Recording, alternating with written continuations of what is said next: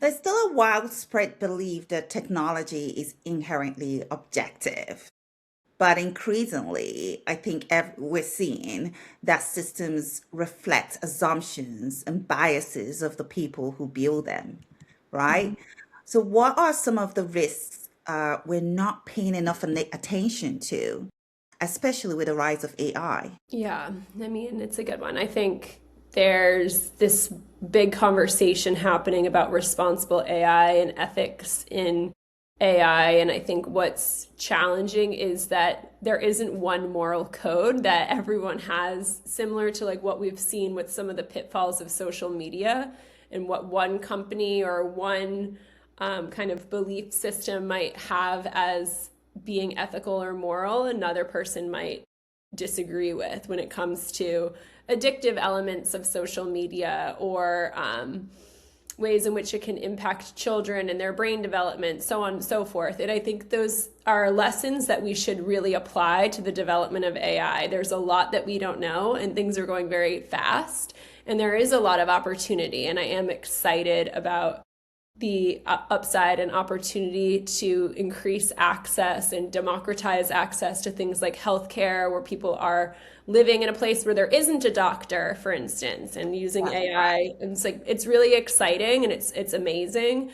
And with that, we have to be very careful and we have to learn from the lessons of the past. And I worry that we don't always do that. Yeah, no, that's right. I mean, I was speaking to a kidney transplant surgeon a couple of days ago on this podcast, and he was talking about, the positive use of AI, robotics in surgery, and how, this is now even being done in places like Nigeria, where they've got, I think, four robots that can, perform a surgery remotely. Sometimes that happens also remotely, so that's just just really amazing opportunity, I think, for remote areas and war zones. So yeah, I agree with you. There's a lot to be excited about in terms of AI.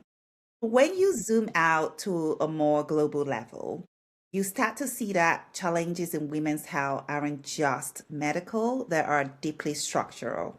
So it's shaped by access, policy, and who innovation is designed for.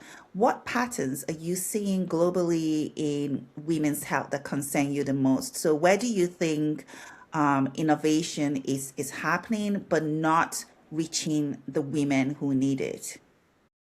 Yeah, it's a really good question. I think my biggest concern right now, honestly, with women's health is beyond funding, which is always really important to make sure that there's the right amount of research and funding and clinical trials are representative and intersectional, and we disaggregate data for men and women, and we make sure that we're not just talking about women also as a monolith. There's lots of different ways to be a woman and different identities that intersect, and we know that Black maternal health has different experiences and data than that of their white counterparts. And so I think disaggregating data is something that people are starting to talk about.